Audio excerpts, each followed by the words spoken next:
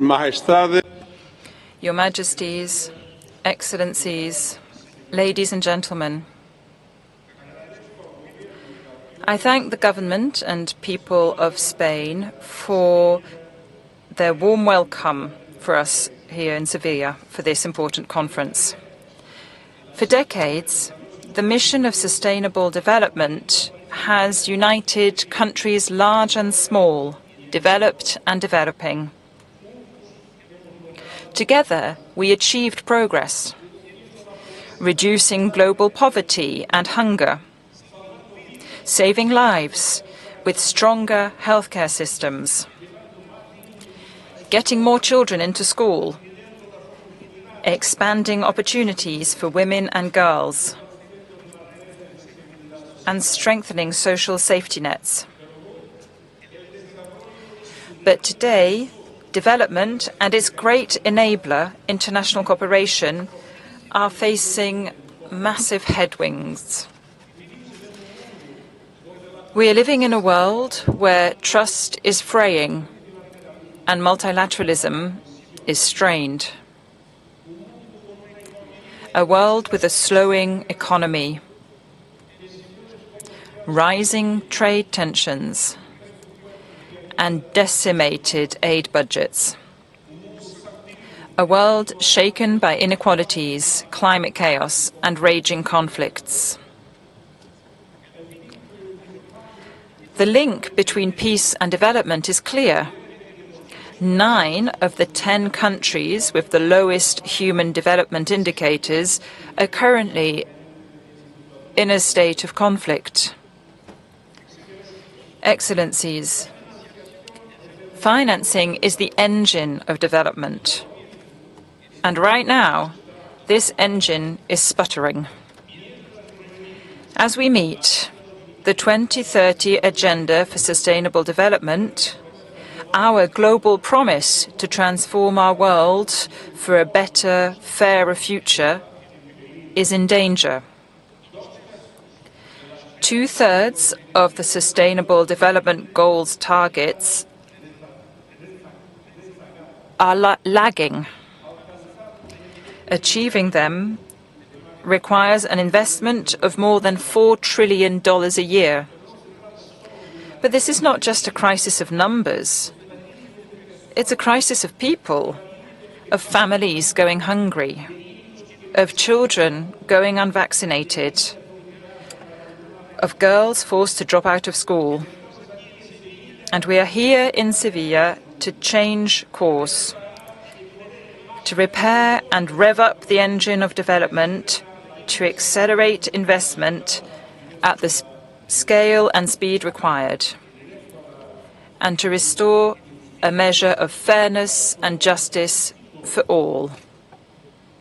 Excellencies, the Sevilla commitment is a global promise to fix how the world supports countries as they climb the development ladder. I see 3 areas of action. First, we must get resources flowing fast. Countries must lead by mobilizing domestic resources and investing in areas of greatest impact: schools, healthcare, social protection, decent work, and renewable energy. Unlocking these investments requires strengthening tax systems and tackling illicit financial flows and tax evasion, and helping developing countries dedicate a greater share of their tax revenue to the systems people need. The Sevilla commitment calls on developed countries to double their aid dedicated to domestic resources mobilizations to support this. Multilateral and national development banks must unite to finance major investments. And this includes tripling the lending capacity of multilateral development banks and rechanneling special drawing rights that can unlock lending capacity and help developing countries boost investments. And we also need innovative funding solutions to unlock private capital. Solutions that mitigate currency risks, that combine public and private finance more effectively, and ensure the risks and rewards of development projects are shared by both the public and the private sectors. And that ensure financial regulations assess risk appropriately and support investments in frontier markets. Second, we must fix the global debt system, which is unsustainable, unfair, and unaffordable. With annual debt service of $1.4 trillion, countries need and deserve a system that lowers borrowing costs, enables fair and timely debt restructuring, and prevents debt crises in the first place.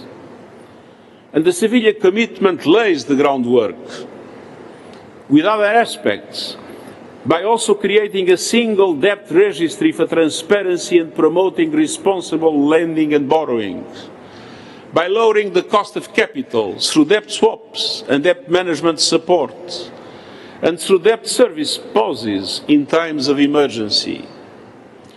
And third, we must increase the participation of developing countries in the institutions of the global financial architecture.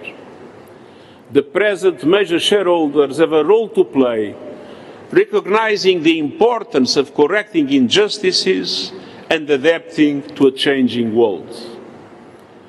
A new borrowers' forum will give voice to borrowers for fairer debt resolution and fairer debt resolution, and to foster transparency, shared learning, and coordinated debt action.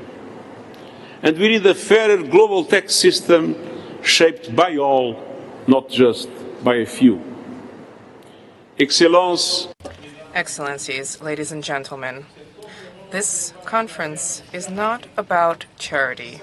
It is about restoring justice and to facilitate the ability of all people to live in dignity. This conference is not about money.